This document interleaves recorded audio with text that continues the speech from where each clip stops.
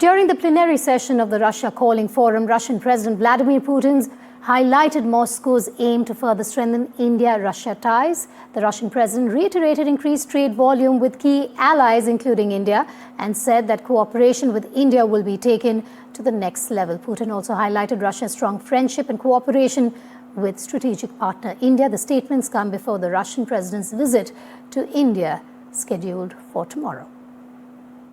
Ну и вообще, мне с сожалением придется констатировать, что мне, собственно, придется, прежде всего, хочу поприветствовать участников и гостей пленарного содержательных дискуссий по вопросам, которые представляют интерес для бизнеса. Это мероприятие вновь собрало предпринимателей, инвесторов из десятков государств мира, прямо влияют на развитие торговых и инвестиционных связей с зарубежными странами. Мы будем и дальше выстраивать суверенную экономическую политику, действовать на внешнем контуре, исходя из собственных национальных интересов, потребностей отечественного бизнеса и наших граждан, выполнять обязательства перед иностранными контрагентами и наращивать сотрудничество с теми государствами, которые в этом заинтересованы. Уже говорил, таких стран, действующих рационально и прагматично, абсолютное большинство. За последние 3 года мы существенно увеличили объем торговли с ними. Прежде всего, имея в виду ключевых партнеров – Китай, Индию, с которыми нас объединяют долгие годы дружбы и стратегического взаимодействия. When the chips were down, India didn't stand alone. In Operation Sindoor, an old friend stepped in, and stepped in it did with steel, speed and firepower. No points for guessing who this partner is. Let's break down how Russia's decades-deep partnership powered India's battlefield edge.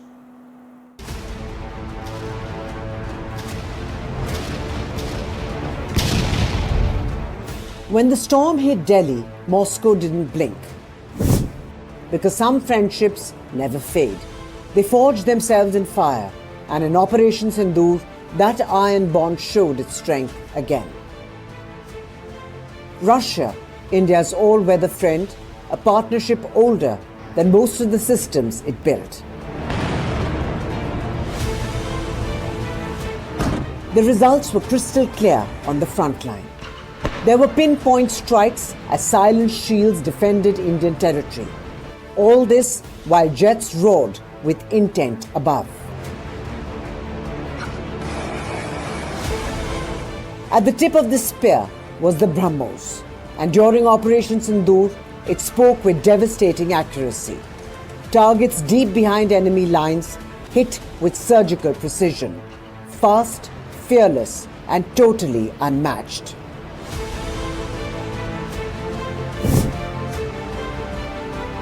Above the battlefield, another giant stood guard. The S-400, a shield of radars, a wall of electronic eyes, drones and incoming threats intercepted, blinded, forced to turn back or be turned to scrap metal. And then came the Sukhois, the aircraft India knows as its own. Russian by origin and Indian by production, their strikes were sharp and decisive. But the story runs deeper than one operation, from historically being buyer and seller to now becoming co-creators. Manuals have transformed into shared blueprints and imports into joint technology. BrahMos proved it, the S-400 underlined it, and Sukhoi has stamped it. New collaborations are reinforcing it. And now the leaders meet again in New Delhi with the message as clear as daylight. This bond is no fair weather friendship. It's tested, trusted, and has been hardened by the sands of time. While Operation Sindoor will be remembered for its precision, it will also be remembered for a partnership that has held strong for decades together.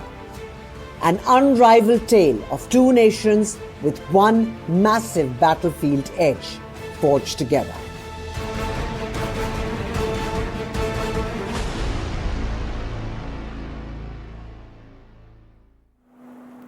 NDTV's managing editor Shiva Rood explains the significance of the S-400 missile and how it has given a boost to India's military arsenal.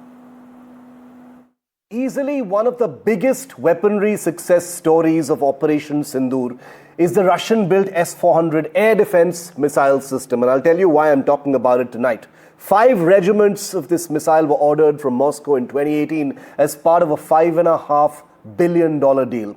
During India's offensive operations in May this year, the S-400 detected, tracked and shot down multiple Pakistani aircraft hundreds of kilometers inside Pakistani airspace and ensured complete air power dominance over that country. It was so effective and proved such a powerful deterrent that India is now seeking 5 more S-400 regiments. An Indian S-400 regiment consists of 16 launcher vehicles divided into 2 batteries, with each battery activated by a command and control system and surveillance and engagement radar vehicle. Now I'll tell you the reason why I'm telling you about the S-400. Because President Vladimir Putin of Russia is heading to India. He's here on the 4th and 5th of this month. The military main course is something else entirely. It's not the S-400. While the S-400 is clearly being expanded, as I just told you, the main dish on the table when Putin is here is the S-400's far superior successor, the S-500 Prometheus. Now, this is not merely an improved upgrade, but a vastly different weapon system with far superior and expanded capabilities. Crucially, unlike the S-400 deal, the S-500 is being pitched as a co-production agreement that will see an Indian partner team up with Russia to manufacture the S-500 right here in India. Now, the S-400 gives India air dominance. The S-500 is designed to give India air, missile and near space dominance. And the difference between the two is not cosmetic. Take a look at some of the numbers. The S-400 has a range of about 400 kilometers, while the S-500 stretches to roughly 600 kilometers. The S-400 intercepts targets up to 30 kilometers in altitude, while the S-500 intercepts targets up to 180 to 200 kilometers, that is in the near space layer. The S-500 is a major level up in terms of what it can track and shoot down as well. The S-400 counters aircraft, drones and cruise missiles, while the S-500 counters all of the above plus long-range ballistic missiles and is said to be effective against hypersonic glide vehicles too, though this remains in the realm of claim.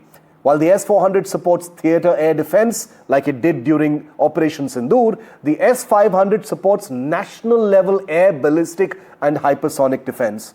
The missiles used by these two systems are very different as well. And despite its formidable performance parameters, the S-400 handles tactical and operational threats, while the S-500 is built to handle strategic threats and hopefully future hypersonic warfare. The S-400 protects airspace over regions and sectors, while the S-400, like I said, protects entire cities, strategic infrastructure and command nodes across the nation. The S-400 is proven to integrate very well with India's intricate air defense network, which comprises an entire buffet of international systems ranging from India's own Akash to the Israeli MR-SAM and the Spider systems. The S-500 could potentially be India's biggest ever single weaponry deal with Russia, and it will come up for discussion when President Putin arrives in India